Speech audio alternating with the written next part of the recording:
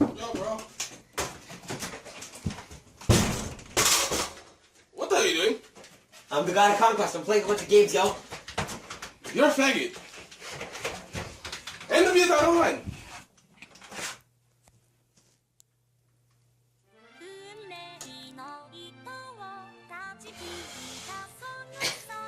Dark as shit.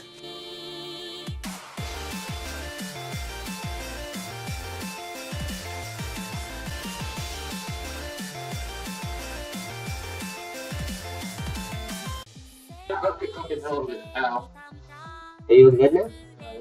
Are you good now? You guys just missed you spinning on this chair. I thought he'd spin more. That's why I started recording. Hey guys! Scout Pilgrim FMAB here, back with Rashomon with the Paper 5. Yep. Welcome back to my anime reviews. Basically, every week I will be reviewing anime that I have liked or watched randomly and just wanted to watch. And we're in Rashomon's house again because we have no choices. Or in this case, a sequel to another one that you used last week. Yeah, so because of my depression for the World Galino's ending this week, and we'll talk about the manga ending and how the manga worked at the end of the series, and how I liked the ending or disliked it. But right now we are going to be reviewing the third season of the World Galino's. I know we reviewed season 2 last week and we reviewed season 1 like maybe a few weeks ago. But I really wanted to get this out because season 3 is my favorite season out of all of them, and I really wanted to make it so that people would know more and watch it, and maybe they get another season for the last season of this anime. So season 4.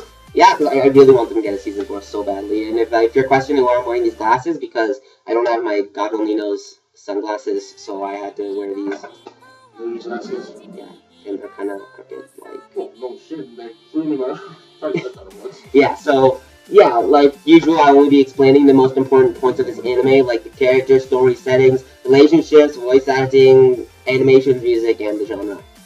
Okay, now let's start with the genre. This anime is main school life within main romance, but filled with comedy, so it fits the April theme. But this season is much more serious. It's almost on April, dude. Shut up. This season is much more serious than the other two seasons. A bit of fantasy, but it is focused on the romance and comedy. Alright, so for the setting, I don't know the specific region. Tokyo. It is Tokyo, I know, Tokyo, but like, I don't really know the specific region in Tokyo, Japan, or even the school. I don't remember the name really. But this season, they're not mainly at the school. Just like season 1, they are at a lot of random places. Yes, they are at the school a lot, but they are like at other places, like the amusement park, Keima's home a lot, the library. Oh, Keima's home. Yeah, especially Keima's home. And at the park, they get much more diverse this season, just like season 1, and that's why I liked it. Alright, instead of characters next, we're going to be talking about the story now. So yeah, it's very diverse for this season. It's going to be hard to explain the characters before I explain the story, so I wanted to explain the story.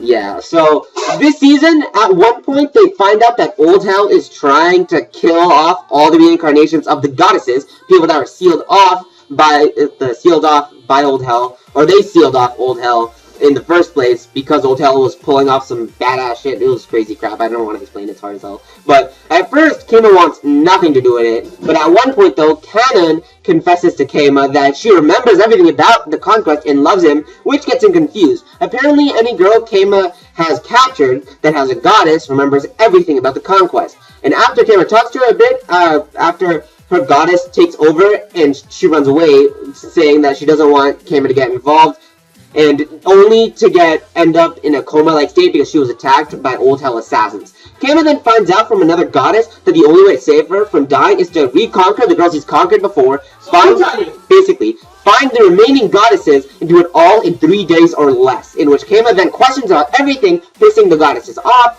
Then Keima freaks out on her, saying he doesn't have time to waste because he has to save Kanon and all the other girls he's accidentally involved in this. He then goes on a big-ass journey to reconquer specific girls to find out if they have goddesses so they can save Kanon and save the whole goddamn world. It's very complicated this season. I forgot the part where Captain David's secret,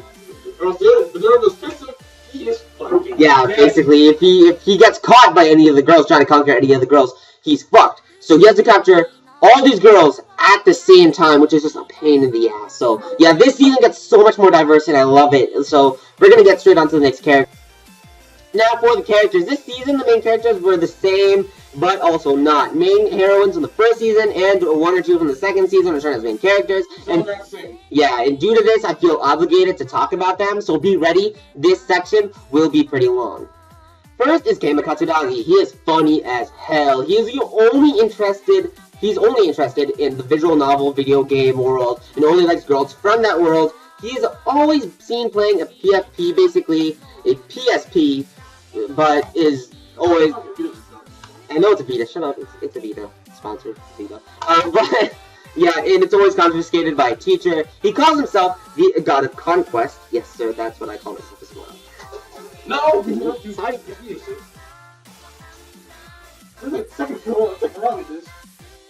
me, sir. Hand those back. We need to continue with the review. Nigga, we don't got time for this. Nigga, we don't got time for this. Excuse me, I can't see you. Okay, so he calls himself out. I poked my eye. He calls himself the God of Conquest because he can conquer any girl, real or virtual. All he wants to do is pick up girls in his games, but it's forced into this whole fiasco due to the second main character. This season ends up so much more serious as the task at hand now risks lives of his character and other characters, and he becomes so much more of a hero than he used to be. Alright, so next is Elshi. She is a demon girl who was sent to Keima after he made a deal with Hell, and now she has to help him out with all this random stuff and the task at hand. She is somewhat of a ditz. Yeah, she's fucking dumb. She's fucking dumb. The only time she's actually useful is when Keima tells her exactly how to do something. I can't explain it any more than that. She's dumb. I like her character, but she's dumb. This season, she doesn't show up much, and that's okay, because a much more useful character takes her place, even though she was useless during the second season. We'll talk to her. Next is Hawkwa. Now, if you were paying attention from last week's review, we talked about how Hawkwa was fucking useless in season 2. Am I right? She was fucking useless. Yeah, she's also a demon girl who captures loose souls like Keima and Elshi. She is much more intelligent than Elshi, even though she doesn't have that much experience like Elshi. She helps Keima this season as his buddy, and they try to save the world. She thinks very highly of herself and hates and likes Keima for treating her badly. Now, for the next few characters, there are extreme spoilers. So if you do not want to see all the spoilers, click this annotation over here somewhere. I'll put it, and you can skip all this next character shit because it's really big spoilers. So I'll just give you a minute, you know, right there. Shut up! You guys done yet? Okay, good. Let's get on to explaining. Alright, so next is Tenri Ayukawa. She's the main heroine of the OVA called the Tenri Arc, so I suggest you watch it because Tenri is extremely important this season. Don't know anything in the series. I know, it was so pointless. She is the childhood friend of Keima and fell in love with him while watching him play video games. She moved beside him after being gone for a few years, and she harbors the goddess named Diana, and is the goddess that informs Keima of the task at hand. So is the most useful goddess. The most useful. The most useful, not useless. Oh wait, Elshi ain't no goddess! Alright, so next is Ayumi Takahata. She's on the track team. She's on the track team at Keima School and has somewhat of a violent nature. She's the first girl Keima conquers. I know. She's pretty violent. She is the first girl Keima captures in the anime and ends up being the most annoying to recapture this season, but you'll see why later. She harbors the goddess Mercury.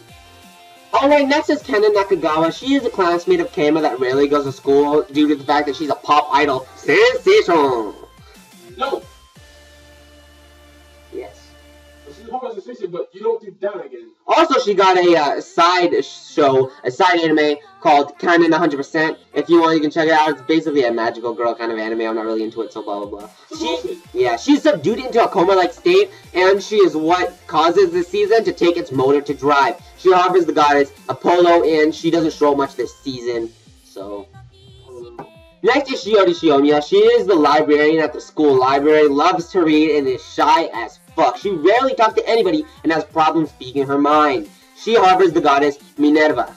I'm gonna see what happens. Yeah. Next is Skio Kujio. She is a shy girl who's always at her observatory on the roof with her doll Luna. She is in. She's in high school, but I still have dolls.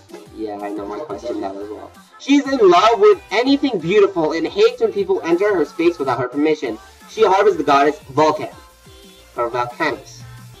And next is Yui Goido, the weirdest one of them all. She's the daughter of the richest family in town, and has changed a lot since the previous time we saw her. Due to the loose soul in her heart, switching minds with her and Camus during his conquest of her, she became more manly and is basically more of a guy than she ever was. And it's fucking creepy, but her personality is also what is influenced by her goddess. She harbors the goddess Mars. For sure, anything to say about you?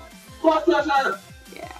And lastly is the most and least important character of them all, Chihiro Kosaka. She is one of the girls Kama tries to conquer due to him thinking she has a goddess in her, which causes complications with him capturing her due to her being best friends with Ayumi. She's extremely ordinary, who has no real hobbies other than playing the guitar. She has no goddess in her, but is important in the recapturing of Ayumi. Now for the animations. The animations weren't very different this season. If anything, they were more brighter, which I liked, so no complaints here. They're basically the exact same thing. Yes, they're very same, and I liked them all. And for voice actors, the voice actors this season were great, and it was awesome hearing voices from the first season, like Ayumi again, considering she is my favorite character. And the voices were very memorable, and all of them fit the characters they played this season really well. Now for the music. This season's music was fantastic, as the previous seasons were. This song for the opening was catchy and sounded great. The opening was great, and so was the ending theme. And the background music was all amazing as well. And I have no complaints with the music. Alright, now for the rating part of these reviews. As a rating, I'll split this up into 5 different categories. Voice acting, animation, story, characters, and overall enjoyability. And we will be starting with voice acting, 20 out of 20. The voice actors this season did such a good job. Hearing characters from previous seasons and from the first season were refreshing. And that was the most enjoyable thing of this anime, really, to hear voices from the other seasons, and I loved it. Anything to say? I have no other voices. I actually enjoyed watching the voices. There you go. That was the game up though. Exactly. Animations, 20 out of 20. The quality was top-notch, just like the previous seasons, and I enjoyed them to the fullest. They were brighter, smoother, and it was great to watch. No problems here. Story, 20 out of 20. This season is hated a lot due to it being much more different than the previous seasons, having it more focused story-wise than girl getting, but to me, I liked it. It was much more elaborate, and they did it really well. It was really good. How they planned it out. The trials and tribulations Kama had to go through this season was amazing, and this season's story was much more elaborate, and it was by far the best out of the other two. I know it doesn't have Kama capturing a lot of girls this season, but I liked it much more than the other two because it was more story driven.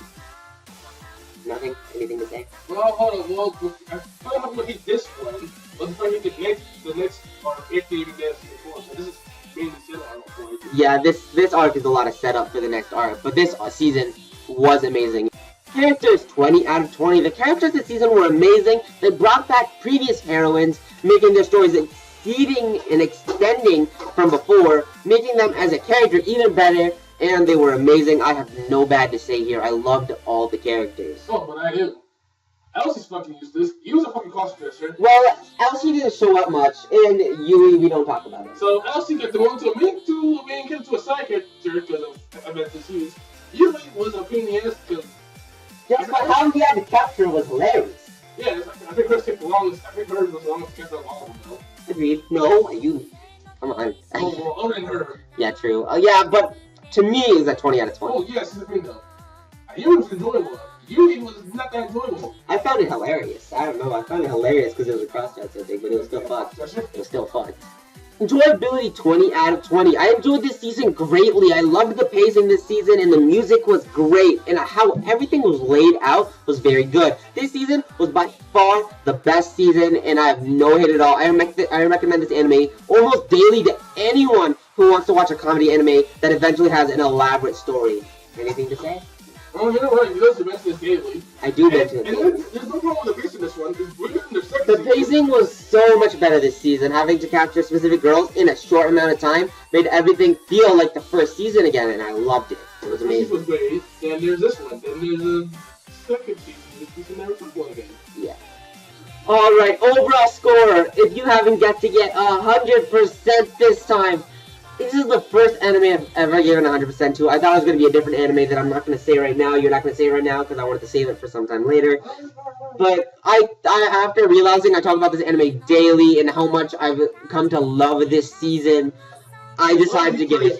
I praise it a lot. I decided to give it 100%. I could not find real flaws in this anime. I understand why people would dislike this season because of the dislike of not many real captures, but he was recapturing them, so it makes sense.